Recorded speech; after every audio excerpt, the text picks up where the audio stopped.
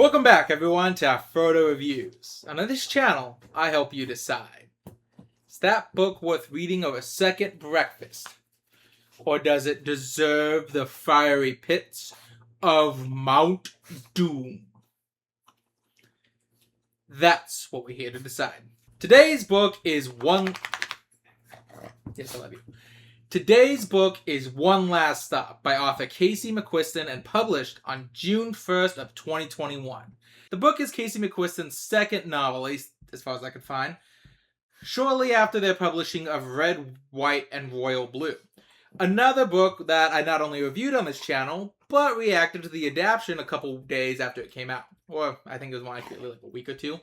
The book was nominated for a number of awards, like the Goodreads Choice Award for Romance, though, as far as I can tell, it didn't win anything, and truth be told, I don't want to repeat myself when it comes about the increasingly worrying pattern I've noticed about book awards and the book New York Times bestseller list when it comes to the product itself I'm talking about. In any case, in an interview with Insider, McQuiston said that they were inspired to write this story on a subway because they see public transit as a liminal space where your life crosses paths with another person's, like 5 million times for half a second. McQuiston also drew from their own experience with the New York City's queer bars, and various works of fiction and non-fiction about them, including the romance novel Felix Ever After, the poetry of Frank O'Hara, Chantal Renault's photograph book, and the travel diary of Moby Dyke. Not a bad reason for writing the book. For now, here's the report card.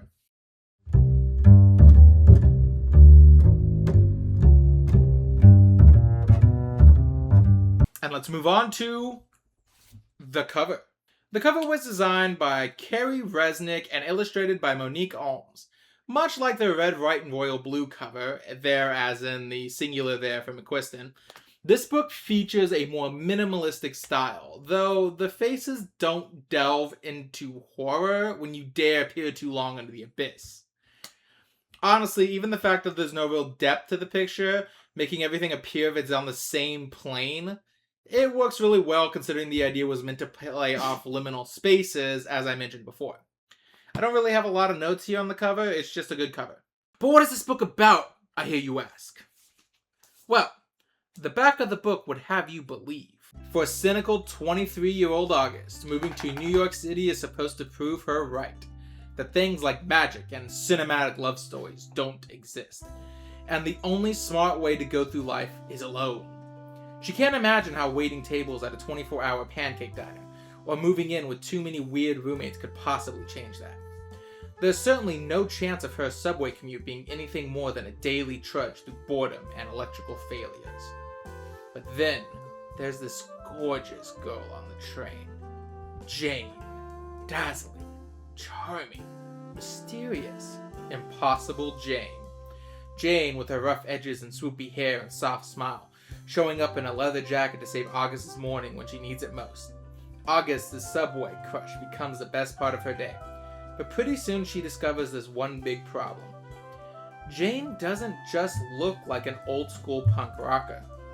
She's literally displaced in time from the 1970s, and August is going to have to use everything she tried to leave in her own past to help Jane. Maybe it's time to start believing in some things, after all. And if you want my opinion, I think the synopsis gives way too much. Way too much. For the most part, it's fine and tells you exactly what the story is about. But one of the mysteries of this book is meant to keep you reading further is the mystery around Jane as a character. If you read the back of the book, you learn right off the bat that she's a person from the 1970s that's stuck in some kind of temporal anomaly on the train. To be completely fair to the book, this isn't a mystery that remains a mystery for long, comparatively speaking, but it does make entire scenes in this book where August, the very few times where she actually does do this, investigating the mystery along the wrong wavelength, kind of a drag. As an audience member, you're reading those moments and you're thinking, well, obviously I know this isn't true. The back of the book already told me what this is, so this is all wasted time. In any case, I think it's a synopsis that, if anything, gives away way too much. So that leads to the million-dollar question. Did I like this book? No. No, I did not. When I picked up the book, I was pretty excited about it. Those of you who watched my red, white, and royal blue review know that while I did have some complaints about the book, like the fact that it was saccharine as shit, it was ultimately a fun read that kept me invested. So when I picked up One Last Stop, I was expecting something that, at the very least, was on the same level, if not being a little better. Because, as I've always said, the first book an author writes should be their worst, because they should always be improving their craft. And I won't lie, maybe that contributed to my overall feelings of this book. I've mentioned a couple times in the comments and a couple times in my videos that the mindset you go into a book with really does determine how you will ultimately feel about it. That's why I can finish heinous books like anything written by James Wesley Rawls, but I ultimately end up bowing out of things like The Feral Detective. I'm not saying The Feral Detective is an objectively worse book than anything written by James Wesley Rawls, but I didn't go in with the mind frame to read a bad book like that, so I got very fed up with it very fast. So again, maybe my high expectations caused by red, white, and royal blue was ultimately the undoing for my feelings on One Last Stop. Personally though, I don't think so, because I do have a lot I can tell you about this book critically other than just, it doesn't feel as good. A lot of the same problems is still there that I had with red, white, and royal blue. But it kind of feels worse. I'll have to reread the previous work just to be sure, but this book, the time conveyance, is miles worse. I actually had to start a small side list plotting all the times that they were particularly bad. Like one bad example in page 249, where August and Jane are flirting while August is doing laundry. And we literally just smash cut to a month later in the next sentence. And this one is better than some of the others because at least McQuiston started a new paragraph for it. On page 275, we smash cut from August and her friends planning something to her instantly being back on the train with Jane in a completely new day with no sense of time passing at all. Like, it's bad in this book. Like, Mighty Quill levels of bad. This kind of I think I know what they're trying to do with this kind of thing, but it doesn't work in the written medium. They want to do those kind of very neat cuts to a new scene like you see in movies, where characters will be discussing one thing and then it'll quickly cut to them basically having that same conversation with someone else, but you're at the end, so you'll have to infer basically went the same way.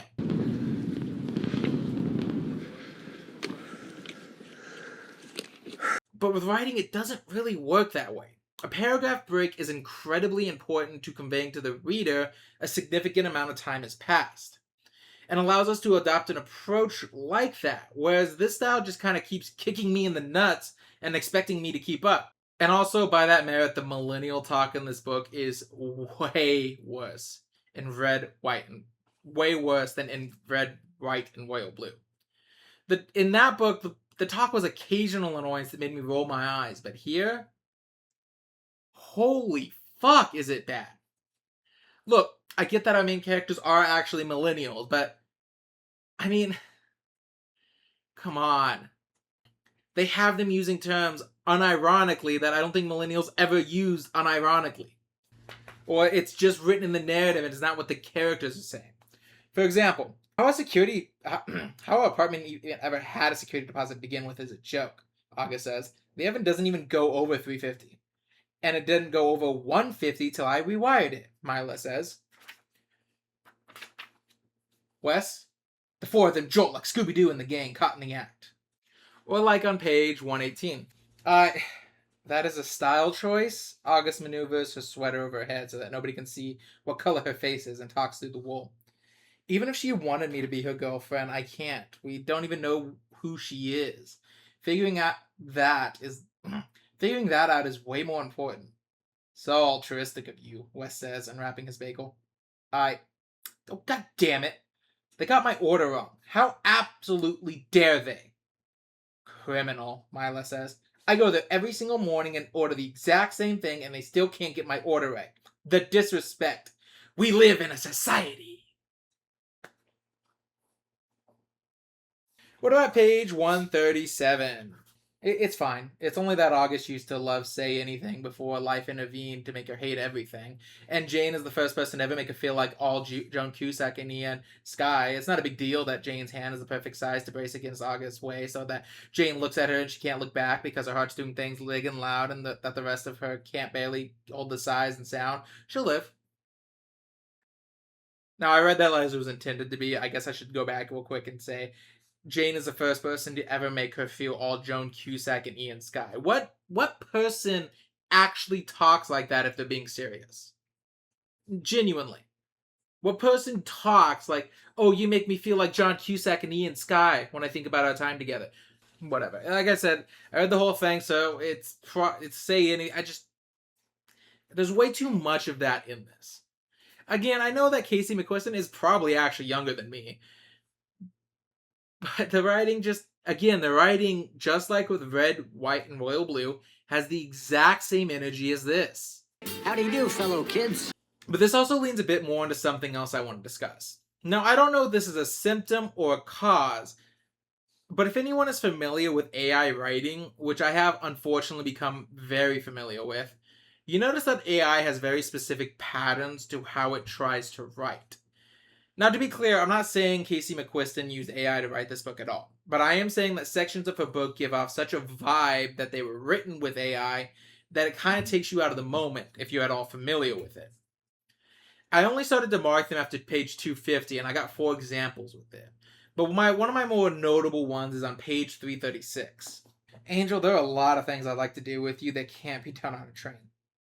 August swallows. Point. Jane raises her eyebrows. Well, what? Aren't you going to write that down in your little sex notebook? August's face is instantly hot. You weren't supposed to know about that. You're not discreet, August. One time I swear you whipped it out before I even got my pants unbuttoned. August moans in dismay. She knows exactly what entry Jane is talking about. Page 3, section M, subheading 4. Overstimulation. That to me has that same vibe of AI trying to write in a very quirky style. Now, if gun to my head, I had to put down money on what I think it is, I would bet more that AI models are being trained off Casey McQuiston's work rather than being used to write it. But it is still something that I think detracts from the experience if you're familiar with how AI tends to write itself. Because you do stop in that moment and think, wait a minute, is this AI? This won't detract overall from the book and the final rating, but it is something I wanted to know. But let's dive into less speculative critiques. I think a good portion of all this can ultimately tie to one of the bigger core issues I had with this book. Now, I personally think the synopsis told you everything you need to know with what I'm talking about, but I do acknowledge that one of the main critiques will definitely be a spoiler about the end of the book. So in fairness, from this point on, I'll be tagging the rest of the review with my spoiler warning. Dread it, run from it, it'll arrive all the same. Personally, I don't think the story will be any better without the spoilers, but that's not my call to make. It certainly will make it a little more tolerable at points, but it won't make it better.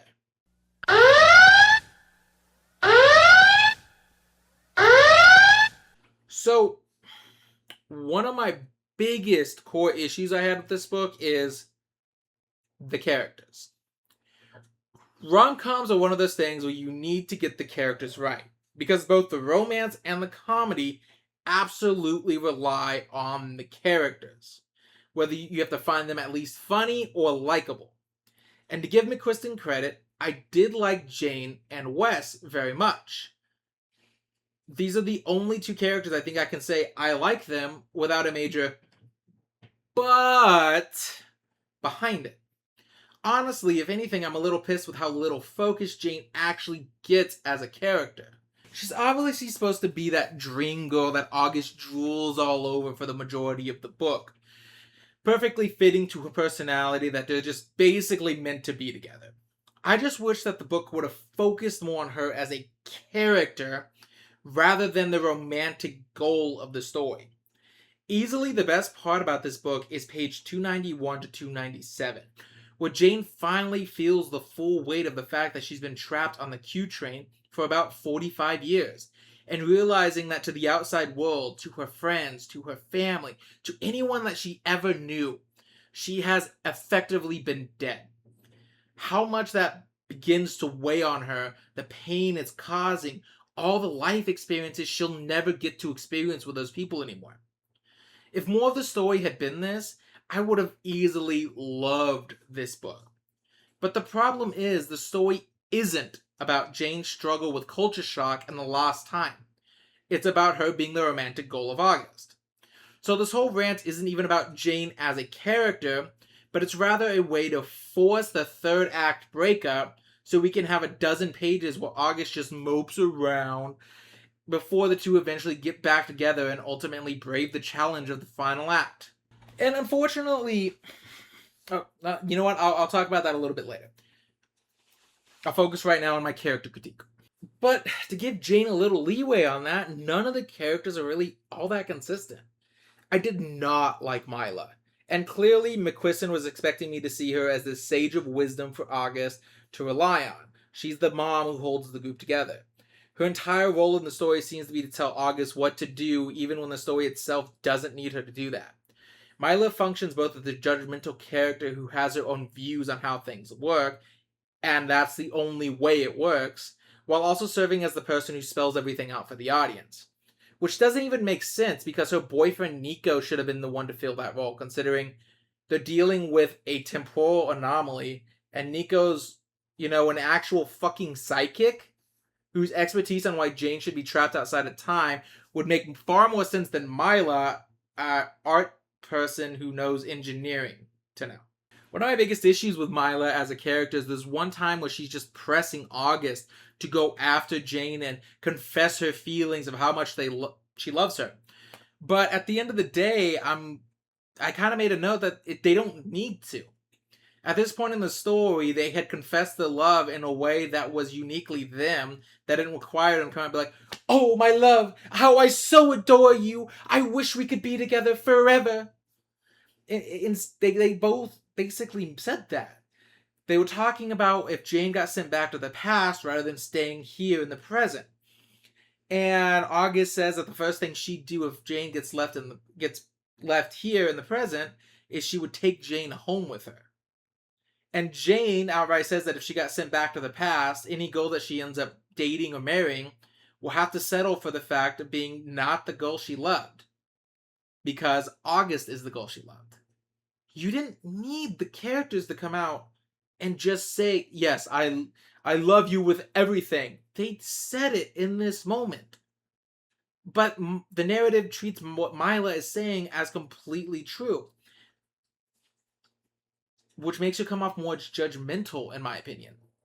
Nico himself isn't really all that engaging. Again, he's clearly there just to be the trans representation, and to be the author's mouthpiece at times as he outright tells August what to do because it's fated to happen. And I don't say the former disparagingly because McQuiston effectively pulls a Mass Effect Andromeda at one point with his character. What brought you out here to Andromeda? Back home, I was filling test tubes in some dead-end lab. People knew me as Stefan, but that was never who I was. Now, mind you, definitely better circumstances than that. At one point, while they're having a party, August drunkenly asks him how he knew he was a psychic. So he tells a story about how he came out as trans. Now, the story starts off as if he's relating the two, how he always knew he was psychic in the same way he always knew he was trans. But the story very clearly is about him being trans and not being psychic, which wasn't the question August asked. At this point, it didn't feel like the story was having like an actual moment with the characters.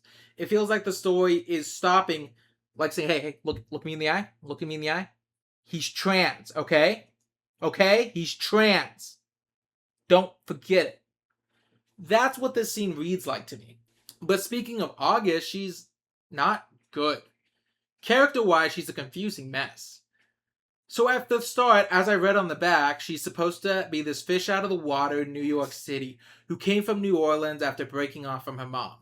Again, as the back said, she's a cynic who's dealt with her mother obsessively looking for her missing older brother who went missing years ago. And doesn't believe the supernatural because at one point her mother took them to a psychic and the psychic told the mother that the older brother had died.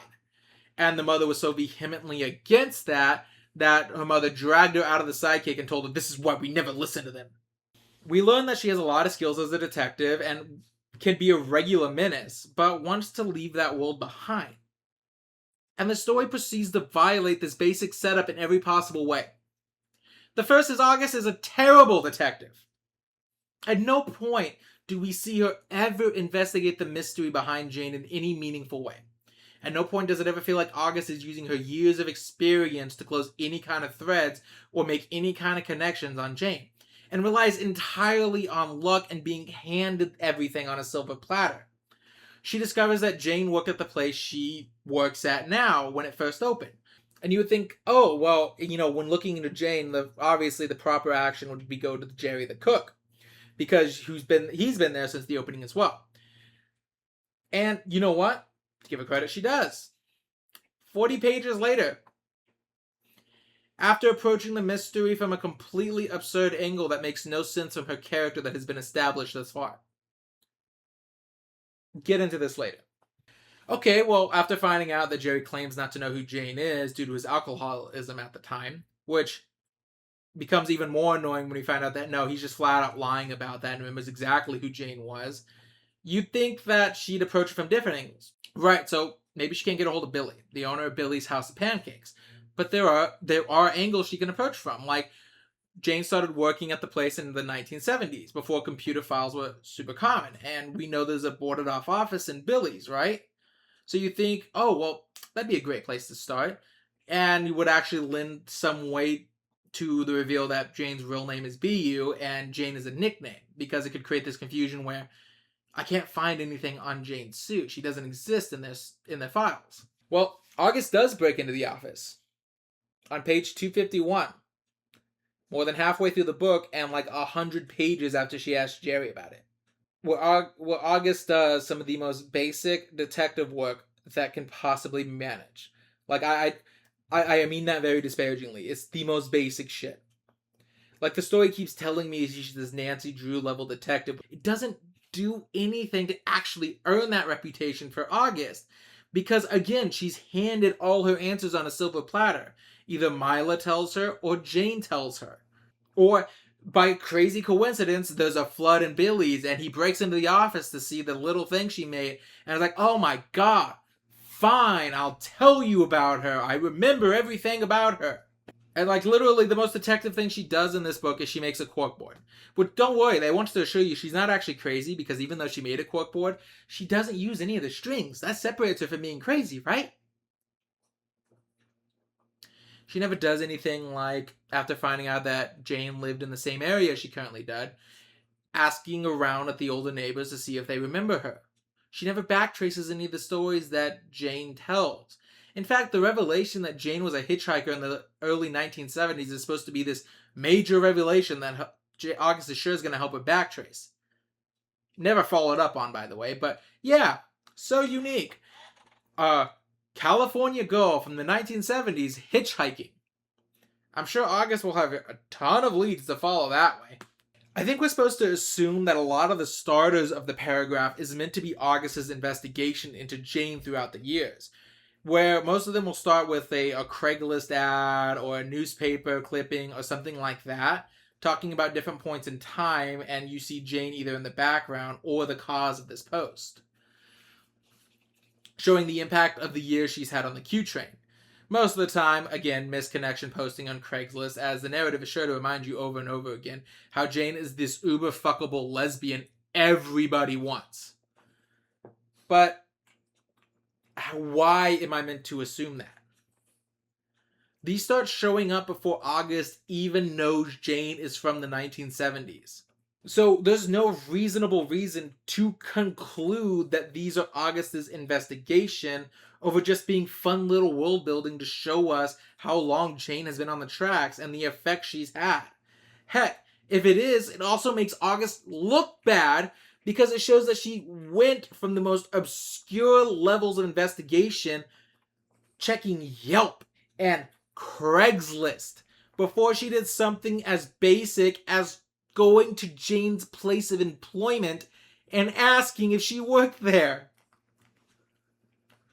The only reason we can assume that these are August's investigation is at one point August makes a comment about having read all these Craigslist ads about Jane at one point. And I'm like, wait, what? That was actually her investigating? But let me roll this into the next point I have about August, and how she's supposed to be this cynic who doesn't believe in the supernatural. And she is so not a cynic or a skeptic. Look, I get what the author was going for. You want to confront the cynical skeptic with something as magical as true love and time warps. Make her open her eyes not just to the mundane wonders of the world like love, but also to the supernatural wonders. But August is never a skeptic. I mean, seriously, when August finds a photograph of Jane from the 1970s, cluing her in that something fishy is going on, August immediately assumes it's a supernatural thing. Her first instinct isn't to look into it and assume that, oh, maybe it's Jane's mother, or maybe it's her older sister, or anything like that. Maybe it's an aunt that she happens to look like, before reluctantly admitting that some things just don't line up with that version of the story. No. She automatically assumes that Jane must be a ghost or a vampire.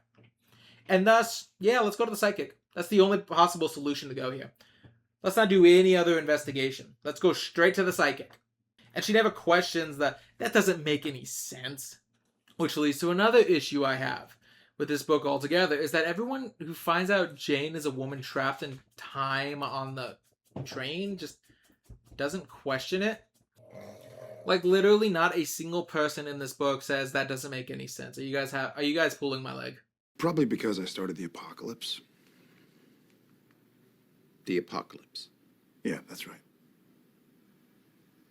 Anyways, my point is, it violates one of the core personality traits laid out in the back of the fucking book that August is supposed to have from the start. And no point is she being pragmatic about what's happening. She doesn't approach what happens to Jane from any angle other than a supernatural angle. And at no point does she consider the real-life time travel paradoxes when she considers that if she helps Jane unstick herself, she might get sent back into the past. For example, if she unsticks Jane from the train, and Jane wakes up on the exact day that she left the 1970s, then August would be subject to the bootstrap paradox or grandfather paradox. Either Jane and her are stuck in a causal loop where Jane has to subtly encourage her to go onto the queue, maybe put a twist in the beginning where Jane is the one who spills the coffee on her, or causes her to spill coffee on herself. Or August sent Jane back, and thus they never had any reason to meet on the queue in the first place, therefore she never unsticks her from the queue, which means Jane is stuck on the queue, which means August unsticks her from the queue with the grandfather paradox.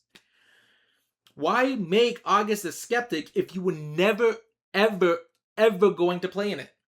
And this might actually tie into the fact that the book doesn't want to let the characters be serious.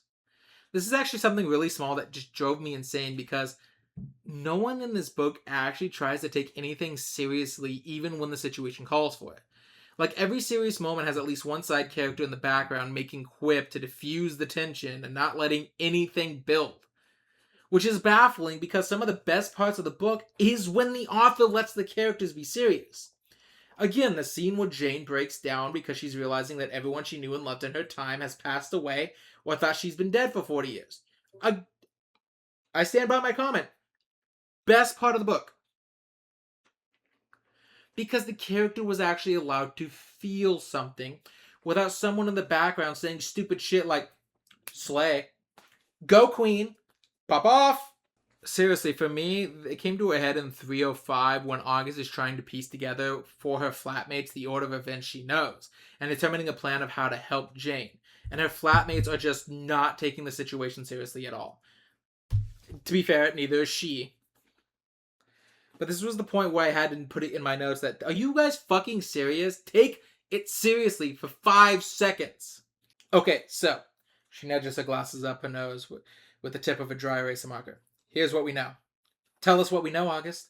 Thank you for your support, Wesley. My name's Weston. Jesus, are you fucking Vanderbilt or something?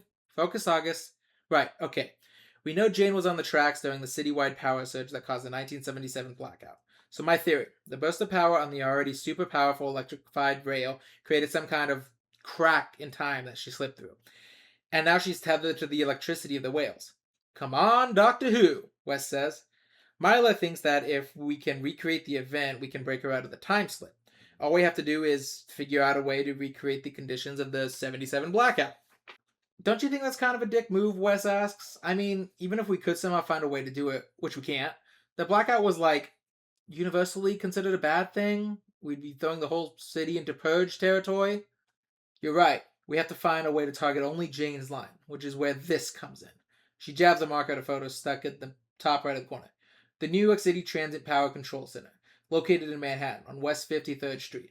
These 2 blocks of buildings manage the power for the entire MTA, with several substations. If we can get access, we can figure out which substation controls the queue, and we can find a way to create a power surge. That might work.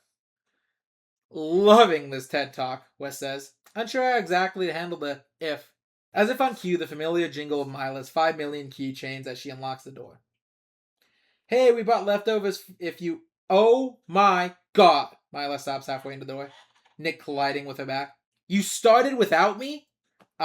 You text me that you, and I quote, scored the clue of a lifetime, and you were about to bust this shit wide open, Mila says, throwing a skateboard down in righteous fury. And you don't even wait for me to have a free afternoon to break out the whiteboard. Wow. I thought I could trust you. It continues on like that. I mean, I read about it basically a page there, but it continues on like that throughout the whole scene. Again, we're not allowed to just seriously contemplate the ramifications of trying to recreate the 77 blackout to free Jane or what would happen. No, August is trying to piece it together, and you have someone in the background making constant quips. Like, just let it be serious for 5 fucking minutes. Offer me everything I ask for. Anything you want. I want my father back, you son of a bitch. And to further on to this point where the characterization of August feels very confused, there's even a point in this book where August is attending a party, and it seems like the framing narratively around this event is August finally learning to come out of a shell and embrace her life and new friends in New York City, except it's way too early in the book for that, and this comes after the revelation that already disrupts her status quo. The whole scene where August somehow convinces her drag queen neighbor to move the entire party to the subway and finally spills that she likes Jane beyond the curiosity feels like it's in the wrong place. It feels like these scenes were meant to happen before the revelation of Billy's closing and August is going to graduate soon and she doesn't have a plan for her future. And to fail to give it credit even for that, the story still does the whole, well, does she still like me? Hemming, and hawing for another 100 pages. Despite the whole scene where they kiss during the party, August is making it abundantly clear that she wants to kiss Jane because of romantic interest. And Jane is into it, but just says, hey August, you're a little drunk, maybe we should do this when you want. But she still kisses back when August kisses. But I guess I shouldn't have expected anything more because this story is very cliched. Like, you basically will see everything. Like, it tries to pull everything you've already seen before out of the box. Now, this is going to tie back into a bit with the pandering point I made earlier. So, just to make it clear, it wasn't entirely about that one character being trans. I don't give a shit if a character's trans. My entire point was that entire section around that, him being trans, didn't make any sense. But what I mean by this is so much of this story just feels inorganic. Like, there's so many things about this that when you're reading, you realize you can see the author in the background ticking boxes as she reaches each point in the story. August's story, for example.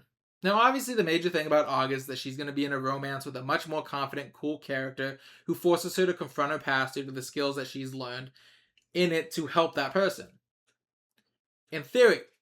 But at first, I thought that the secondary character arc about August learning to not be so cynical, to learn to embrace the miraculous and magical was on top of that. But no. August has 3 subplots throughout the book. 1, the pancake house that she gets a job at early on in the book is shutting down because the landlord is raising rent and she wants to save it, taking an anti-gentrification stance. 2, August is graduating college soon and doesn't know what she wants to do with her life. And 3, the Jane plot. The second plot might as well not exist. Again, much like Mighty Quill, you'll forget August was ever in college to begin with. It gets a grand total of 3 mentions in this book in any significant way, with maybe an aside every so often to explain why August has to take a break from getting fingered on a crowded train. But overall, her going to college and struggling with her plans after graduation is effectively a non-existent plot and doesn't affect the story or character in any way. The first plot is more relevant, but honestly I struggle to care about it. We don't know anything about this fictional pancake place, and most of the book before that, August shows literally no concern with it. She's kind of wrenched into the job by Mila, who lied on her resume. She calls in for weeks, claiming to have mono so she can hang out with Jane. And then she's suddenly so invested in the place closing down that she's planning a massive drag queen show to save it. Which, by the way, the revelation is closing down comes down on page 157. Which, again, was way too early to disrupt the status quo and expect us to be affected personally. That's why I think the scene where August opens up and finally admits she likes Jane and fits in with her community all of a sudden feels like it should have been before this. I'll be honest, I genuinely don't understand why I was supposed to care about the plot other than it was McQuiston angrily slamming her fist at the concept of gentrification. In the end, I'm not going to talk too much on this. I think there's this review that gets across how much this book just wants to throw things at you and get brownie points for it on Goodreads. Having never been to the Big Apple, obviously I don't have the experience that this reviewer had. And it's an interesting read to put into perspective how much McQuiston feels like they really just pander in this book while writing the story. How the Q is a real train that McQuiston doesn't write properly at all, to the point she doesn't even know how the train travels through New York. How she completely misunderstood the community of Flatbush. How much the gentrification plotline is quite literally just pandering nonsense. I'm not going to repeat these points here because I really think it's important that this reviewer gets credit for their work. Their name is Nim, and they're the second review I found on Goodreads, so just go check it out there. The third plot is the only one that actually matters in the scope of the book, and that's just because it's the romantic comedy. Truth be told, for the longest time, I struggled to understand why Jane specifically had to be trapped in this time loop for the story to work. Pretty much everything they do at first seems to just be a typical disaster lesbian romance, which could have worked fine if Jane was just this random person she ran into on the queue. Heck, there was a very disheartening scene right around page 130. For a brief moment, I was worried the extent of Jane confronting her culture shock was going to be summed down in 2 fucking sentences. Like, the main thing I was excited to see about this, seeing Jane, a queer rebel from the 1970s, dealing with the fact that she lives in a world now where she can be openly gay in public and not get arrested. It took so much willpower not to stop reading then and there. And to give the book credit, it does address the stuff a lot better later on. Again, literal best part of the book. But this doesn't just apply to these specific subplots. For example, when they do finally free Jane from this time anomaly, the book wants to both have the happy ending, but also trick you into thinking it wasn't going to be happy, because when they free Jane, she vanishes. And so August goes through the mopey phase for 3 months, holding on to her Jane memorabilia and being sad that the love of her life got sent back to the 1970s. And you know what? If McQuiston had committed, I think that would have been interesting. It's a very bittersweet ending. August sent her back because she cared more about Jane than she did about herself. Turns out, no. Turns out Jane just for some reason was thrown three months into the future. So, don't worry. August gets to both be a sad girl for a bit, but also get her happy ending. Why?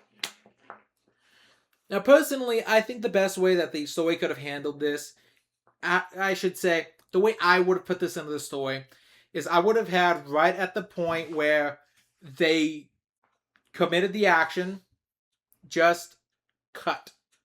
That's why I did in the story. I'd leave it completely up to debate whether or not it worked, whether or not it freed them, whether or not Jane got stuck in the past or stayed in the present, Whether or not August got stuck on the train with Jane and it's sort of a bittersweet, they're both stuck, but at least they have each other kind of thing. That's why I would have ended the book. If we really wanted to do something interesting with it. There's also this character later on that they have to basically manipulate in order to recreate the conditions. And I thought for a moment that the story was going to have a little bit of nuance because it was Mila's ex-boyfriend that she dumped to get with Nico. Like, literally, she met Nico and dumped her boyfriend that day to get with Nico.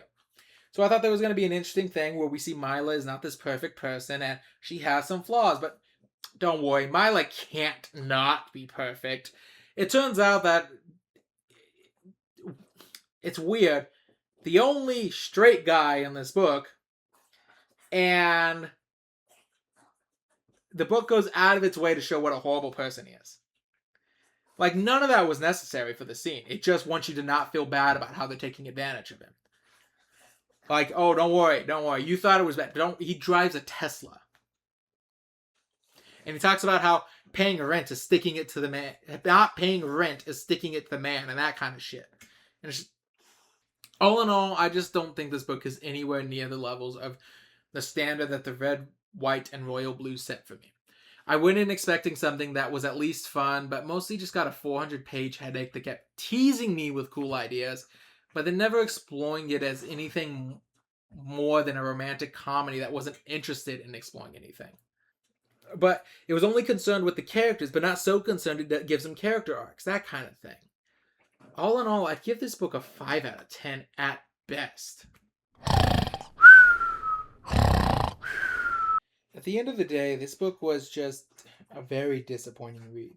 I'm giving it a 5 out of 10 because I didn't hate it, but I really just don't know what this book wanted to do. It doesn't explore its characters the way it says it's going to. It doesn't give me a story that I want to read. I think the romance is fine, but it's not enough to carry the whole story, especially with all the extra stuff it adds on. It sort of reminds me of Not That Complicated, where I pointed out that the story wanted to be a parody of Calderwell mysteries. But as someone who wasn't really into Calderwell mysteries, or even as just probably someone who was into it, the author used way too severe of a background event just to push the two characters together. If all you want to do is make two gay people be gay together, why use something as severe as murder? Or in this case, if you want something with two lesbians being lesbians to each other, why use something as interesting as someone being trapped on a train due to a temporal anomaly? It just doesn't feel like the story the author wanted to tell needed these high fantastical elements. Because the author doesn't want to explore those elements. They don't want to explore the culture shock. They don't want to explore anything like that. They just want an excuse to get the characters together. I don't understand it. To me, this wasn't a good story. I want to rate it lower, but again, I didn't hate it. 4 out of 4 and down is just books I actually can say I don't like, whereas I'm just disappointed by this book. I really do think it's the meaning of a meh book. That I spent a while ranting on it, but it was like, it's mostly because I was so happy with the first book that they wrote that I wasn't too happy with this one. I guess that's really all I got to say. I don't have much else to say. So yeah. With every book comes an adventure, and every adventure's worth having. So that, everyone.